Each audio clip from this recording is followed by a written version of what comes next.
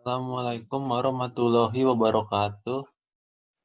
Pada presentasi saya ini akan menjelaskan pengenalan terhadap konsep object oriented yang didampingi oleh Bu dosen Ibu Sri Rahayu ST MMSI. Pada tugas presentasi ini saya akan mengenalkan apa itu OAD ya, konsep object oriented. Nah, sebelumnya kita perkenalan dulu. Tak kenal maka tak sayang. Nama saya Muana Yusuf dengan NIM 1912422333, jurusan Sistem Informasi, Konsentrasi Bisnis Intelijen. Saya mahasiswa Raharja ya. Nah, kita mulai langsung.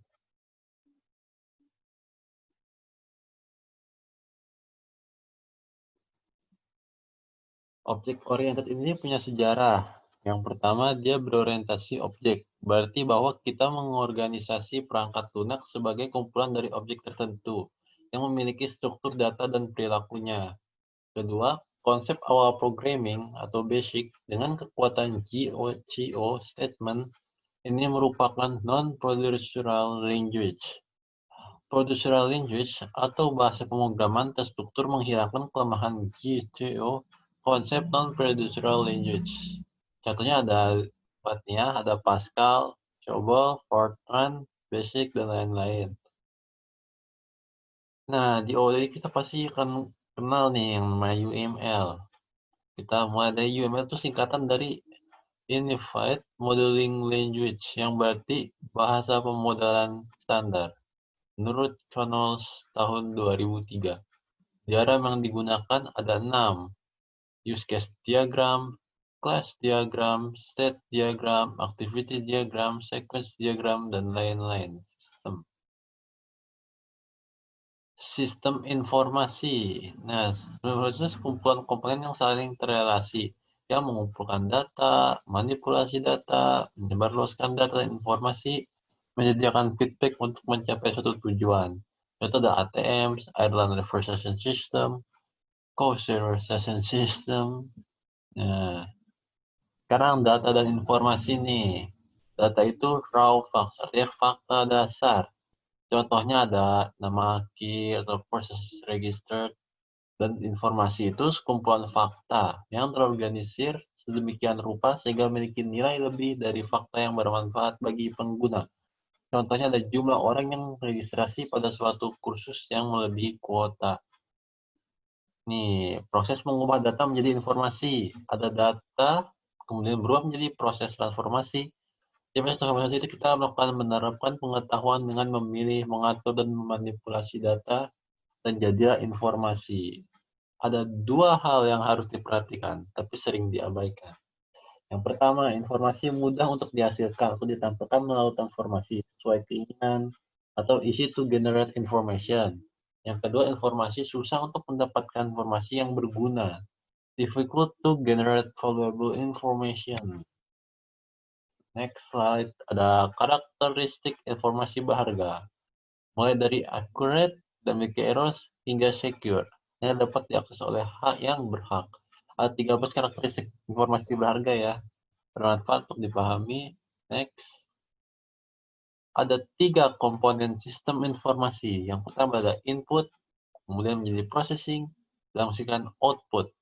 Di input itu ada scan barcode, ada TP username, dan di processing ada calculate price and lookup schedule, dan di output ada print receipt dan display schedule. Nah, sekarang sistem informasi bisnis.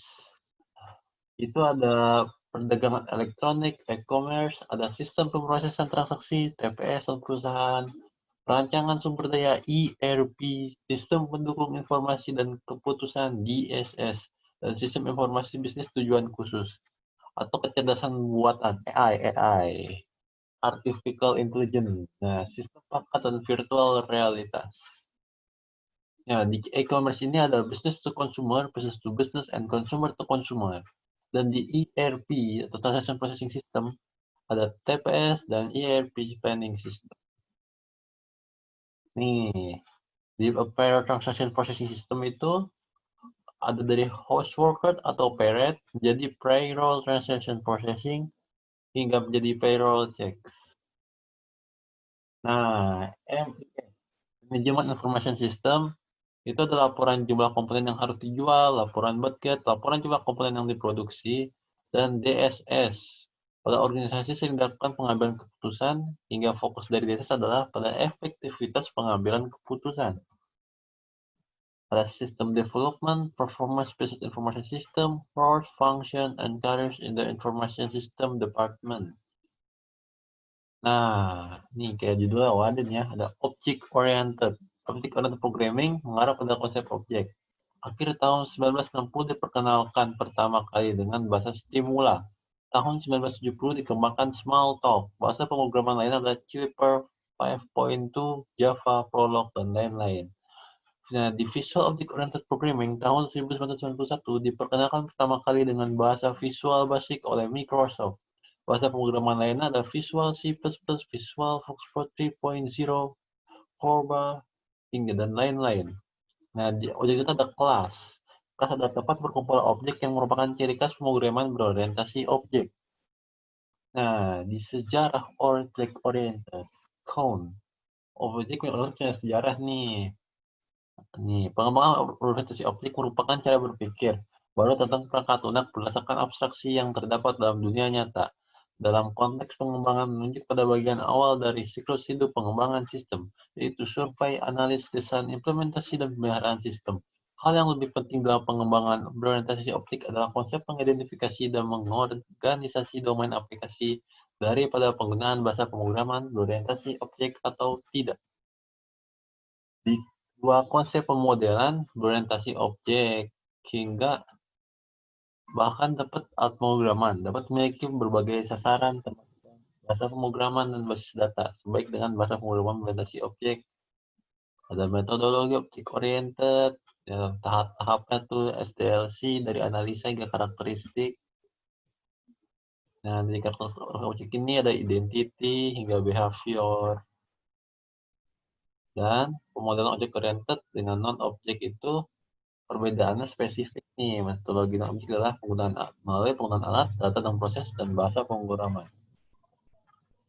Sekarang kita perdalam tentang UML barusan yang sering digunakan pada OAD ini. Langsung saja. Di UML atau Artificial Modeling Language, di situ ada namanya pemodelan. Pada UML 1.0 ada 9 jenis model diagram yang kemudian UML berkembang.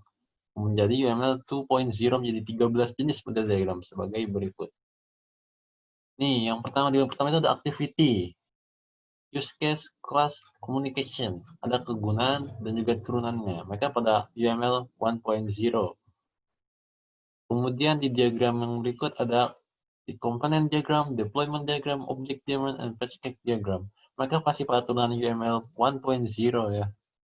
Ya, kegunaannya masing-masing punya function masing-masing. Nah, kemudian diagramnya lah misalnya nih. Sequence diagram, state machine diagram, composite structure, integration overview, and timing diagram. Ini sequence and state machine itu turunan 1.0. Dan composite structure dan sebagainya menjadi UML 2.0. Gunaannya masih bervariasi ya. Terbesar itu ada 13 jenis UML ya. Sekarang artifact UML. Artifact dalam Unified Modeling Language ada spesifikasi sepotong informasi fisik yang digunakan untuk diproduksi oleh proses pengembangan perangkat lunak atau dengan penyebaran dan pengoperasian sistem. Ini bagian yang terdapat pada UML di artifact UML. Ada domain atau expert, user interface definition, hingga executable system. Jauhnya luar biasa ya. Seperti susunan algoritma. Sekarang mekanisme umum pemodelan UML. Mekanismenya menggunakan specification, adornments, command division, extensibility mechanism. Ini specification itu penjelasan terinci. Adornments itu notasinya menyediakan representasi visual. Command divisions itu pembedaan antara kelas dan objek, pemisahan antara interface dan implementation. Dan extensibility mechanism. Determinism itu untuk mengembangkan model yang ada stereotypes, target values, and constraints. Terima kasih. Sekian presentasi mengenai pengenalan UMD yang bisa saya sampaikan. Kurang lebih yang mohon maaf. Wassalamualaikum warahmatullahi wabarakatuh.